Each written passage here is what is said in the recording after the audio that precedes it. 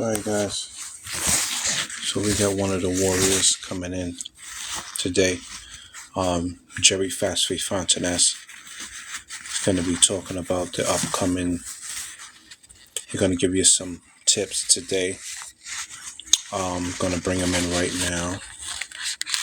Grandmaster, martial arts and fighting and fitness and finances, and I'm going to try to bring him on right now so we can have a quick conversation with y'all about staying healthy, staying strong, staying healthy, strong. He's a fighter, one of the greatest fighters that I met in New York City. So I'm going to bring him on right now. Let's see if we can get him. This Grandmaster also has a lot of things coming up. So we're going to bring him on the line and talk to him about staying healthy, staying wealthy, physical fitness. Can I get a witness? And I love the brother because he got a good heart.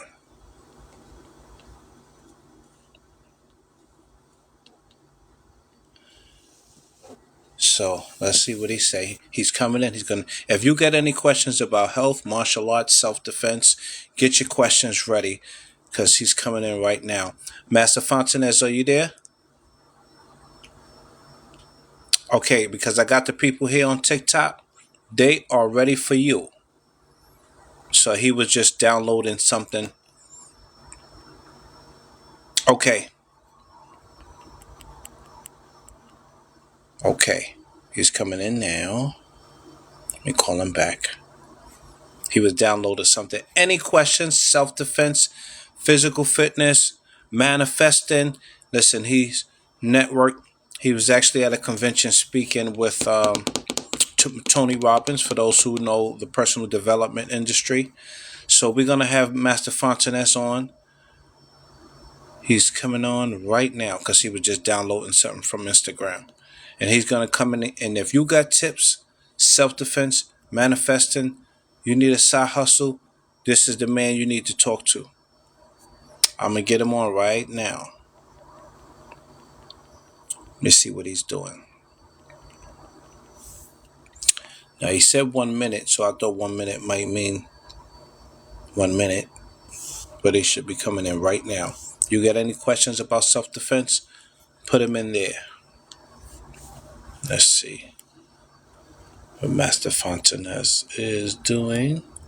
I think he's downloading something. But how you doing? How was your weekend? I want to know what you was doing and pursuing for this weekend.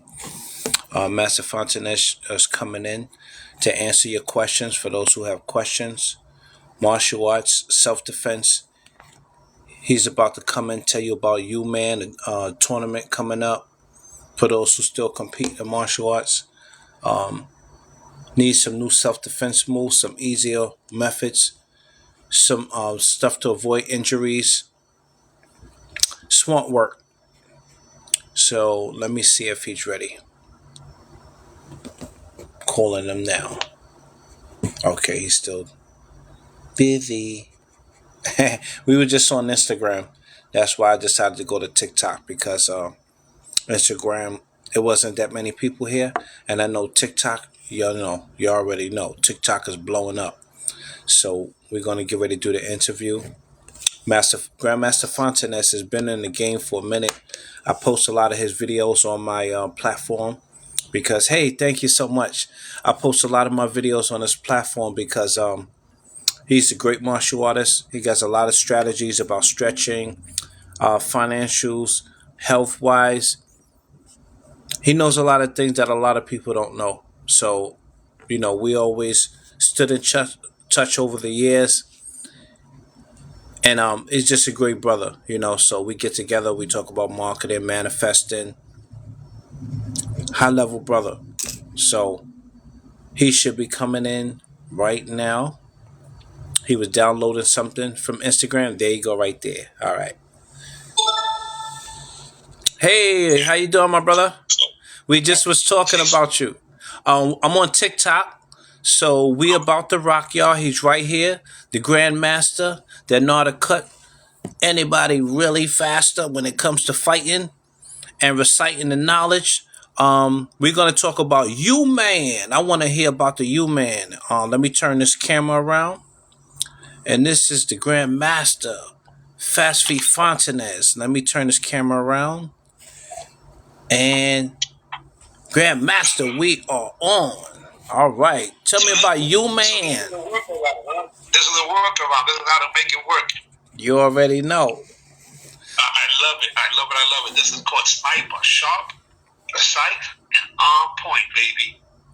Tell us about Uman. All right, so Uman, I started this in 2007 because a promoter was being pretty much disrespecting, and I'm watching injustice happen in front of me. I don't like bullies. And the case with this guy, he was being blocked by an organization. So I said, you know what? Let me make a few phone calls. So I got him some judges, and I got him some more competitors, and the event worked out really well. And from there, I said, you know what? I'm gonna start promoting some tournaments because karate had gone to a handbag as far as I go. When it comes to throwing a back fist, it became a slap fist. When it came to throwing a locked knee, it became a bent knee. When it came to the headgear being on, I should say hitting a person in the head, it was like hitting them on the shoulder. So all these things that I didn't like, and I actually did a documentary back in 1997 when I saw the direction of how things were going. And we threw a tournament. Right. In Bolton, England was the first tournament for Uman. Wow. In 2007, in 2008, we did 3 tournaments in Galway, New Jersey. And the biggest difference was that it didn't matter what style you were. Meaning, things had changed in sport karate or tournament karate so much. Right. They made it where they got rid of the sweep of the supportive leg. They made it where they got rid of the groin kick in those parts of the country, which is 3/4 of the country that had groin kicks. Wow, they used to do groin kicks? Yeah, groin kick. Think about martial arts being self-defense, and most ladies know that you're gonna go for the person's eyes and their groin. Those are the two vital areas that. So you probably want to get the groin kick about 3 seconds before it really hurts. But yes, the groin kick because of Kempo stylists, Kung Fu stylists do things to it. Hits the groin. So anyhow, it's just the way it was back in the Karate Illustrated days where competition was in Texas, which is Region 6, and Region 7. Thank you for the hearts. Yeah, Chicago is Region 7, and then California being Region 2 and 1, or 1 and 2.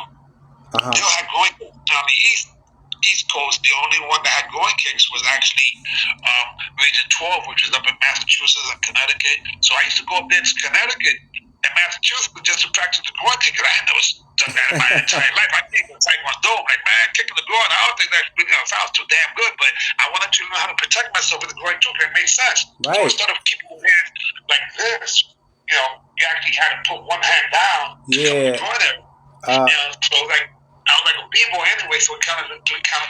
Right. So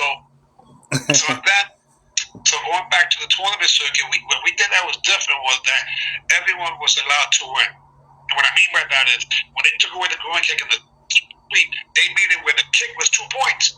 So that's not fair. So that's like for a Taekwondo guy to win. I remember that. Yeah. Thank y'all for the hearts. Yeah. So that being the case, it was really exciting and discerning at the same time because I know that martial artists today are better than ever when it comes to talent, when it comes to abilities, but now when it comes to guidance, now when it comes to standards, the big thing has been the Olympics when it comes to karate. Look at the fiasco that happened there. The guy knocks someone out and he loses. And then Taekwondo today, the ballerinas. So I like the way you said that, ballerinas. The rest of the world, so there's point kickboxing, continuous kickboxing, and then full contact kickboxing, leg kickboxing, and they try to go to the Olympics with that too. So they have a glove that they don't even put the hand on the glove and hit somebody to the body. They put their hand up as if they fought. It's almost like fencing. So they use the glove like a fencer, and this is not where I would want go compete at, or have my students compete at. So I say, you know what? After having that tournament circuit, the headgear was optional. The groin kick was not there because of Region 11, but you could use the groin kick in the regions if we would have had it back in 2008. At this point, once we started doing the tournament. But what I did have was the sweep, the cartwheel, all those techniques. Everything was 1 point, by the way, kick included, to make it fair for the person with the puncher, to make it fair for the person who got the sweep and then follow up. And that's the way things used to be. They were more fair where anybody from any style could just about win as long as the person without being hit. Yeah, so that's the way it was, and that's the way I believe it should be. That being the case, I couldn't continue with the tournament circuit. My ex-wife almost died after having my last child, so I had to step away for a minute. By the time I stepped away, I put two of the three people started a whole new circuit and had it just like everything else it was before. So I got turned off and life got in the way. But fast forward to just last year, I'm gonna ask you a crazy question. How many tournaments do you think happened last year in New York City? Didn't they have about 10 or 20 tournaments? Back in the day, they would have had one just about every weekend, or every other weekend. It would have been 20 plus.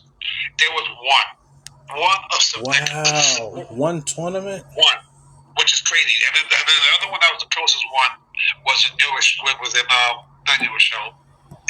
Vernon. So technically speaking, there's a huge opportunity. Because there's more schools today than there were back in the day. And the schools today, I know, have more students because a lot of them, and I'm going to say it, are descendants of learning the business part from myself and people from myself and my students. Right. And people who learn from me. So these are the descendants, and they actually don't have schools in the PAL and the YMCA and the rec center how it used to be. These people actually have physical brick and mortar locations where they have hundreds of students, some of them, but they won't come out and compete. And I don't blame them. So I want to create an environment where people can be happy again as competitors, regardless of age, to go out there and test their martial arts skills and have some fun. Right, definitely. I like what you sounding. What you're doing is amazing, brother, and all your successes. I'm glad that you're continuing on the journey, even when we faced with a lot of challenges, just like we had in the mixed martial arts when they was doing all that political stuff and cheating stuff. It's like, oh boy, if it ain't in here, it's over here. If it ain't over here, it's over there in the church. There's so much going on. So I appreciate that's the whole thing, guys. I strongly believe. I'm 13 years old again. 5 and 8 is 13. So people can say I'm 58, but I'm 13. I still love the things that I did when I was 13 years old. One of them was martial arts. The other one was hip hop. So fast feet fun. And you don't stop. The rock steady too. So that being the case, I believe that in the last stage of my life, the last chapter is going to be the longest chapter and the most successful chapter because I'm gonna have fun. That's right. Have fun. What would happen if I was able to bring back things the way it used to be with people who could still appreciate it? And there are a lot of people, so I started, instead of telling people, I started showing people. There's a lady, you show it. Yeah, there's a lady by the name of Peaches. When I went to that tournament, she said to me, every time I see you, it reminds me of how much fun it was. And I said, I specifically used to compete and make sure that the crowds for the young girl too, the crowd appreciated, because to me that was the audience that would have to come back. Even though martial arts is not really a sport, but we were politicians, so it was a sport at that second. And I wanted to make sure that I was able to get people to come back. So I said, man, I can't believe what happened. She said, I believe we'll get back. When she said that to me, it was almost like out of the mouth of babes. Right. So she looked at me, you know what? That means that I got to do it. So I came back that Sunday and I was amped up. I had traveled for over an hour and a half to get to the event. My friend had traveled with a spectator. We were only there for about 2 hours. And I'm like, this is crazy. Here's a guy in his 60s and a guy in his 50s. My friend had traveled with a spectator. We were only there for about 2 hours. And I'm like, this is crazy. Here's a guy in his 60s and a guy in his 50s. As I call them. And then you have these schools that heard from a billing at the point, I apologize at the point, I apologize. I'm going off on a tangent. I'm excited. I'm happy that you're Yes, I involved. can't wait to have you back. Word, my brother, Well, because you just gave a lot of tips, strategies, and I can't wait to see what's going on with you, man. At in the tournament in May. So you definitely look out to hear more from Grandmaster Fontanez. I appreciate you coming through today. It's my pleasure. May 26th is my mother's birthday. She actually God bless her. February 15, 2022 for 200. So every day alive is a gift.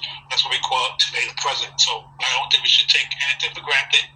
I challenge anyone who's watching this to think about when they were young kids. What was their dreams and fantasies and aspirations and goals? Go for it now. If you're still alive, you have an opportunity to still go for it. Yes. And that's my goal over here. My goal is to make sure that the past does not compare to what the present and the future is accomplishing. Amen. That's right. And so it is. I appreciate you, Grandmaster Fontanez, and everybody look forward to hear more from Grandmaster Fontanez. We'll make it better and get better no matter the weather next time. He's actually almost up to 1,000, so we'll be going live from his page. And thank you for tuning in. Stay blessed and keep down the stress. Grandmaster Fast Free Fontanez. AB. See ya. Out here. All right.